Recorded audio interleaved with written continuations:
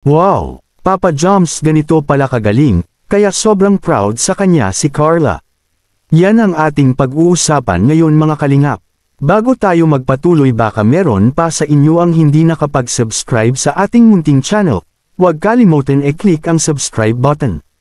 At huwag din natin kalimutan suportahan ang pinakaama ng kalingap, Kuya Val Santos Matubang, Ate Edna Vlogs and Kalingap Rab. Papa Joms may tinatago palang talento. Yan ay atin ang malalaman ngayon mga kalingap. Pero balikan na muna natin ang nakaraang birthday celebration ni Beyonce, kung saan sumayaw itong ating K-Boys.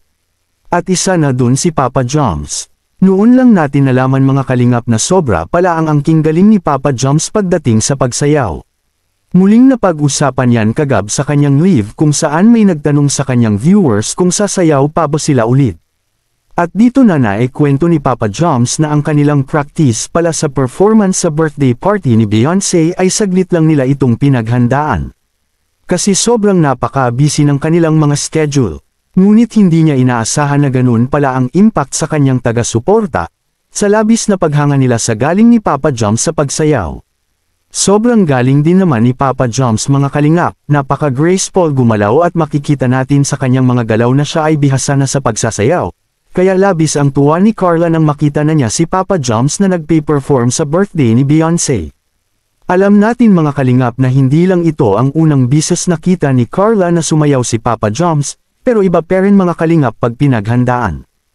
At yun nga mga kalingap, kahit alam ni Papa Joms na marami ang humahanga sa kanya na natili pa rin itong humble at never nakitaan ng pagmamayabang. Marahil ito ang dahilan mga kalingap kung bakit mas minamahal si Papa Joms ng kanyang mga supporters.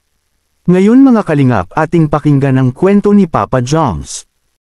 Sasayaw daw kayo ulit sa binyag ni Baby Yuri, sabi ni Kuya Nel sa live. Opo, hindi ko alam pero sasayaw po ulit kami.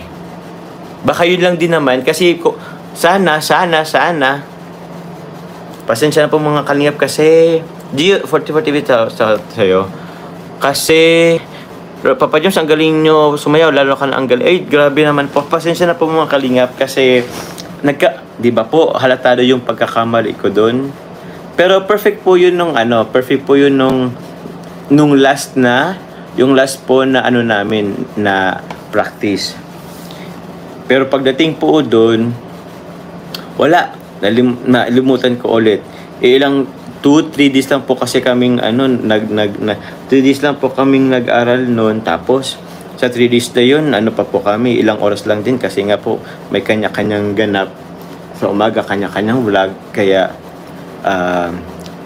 yun, gabi lang po kami nagpa-practice at ilang oras lang din. Okay.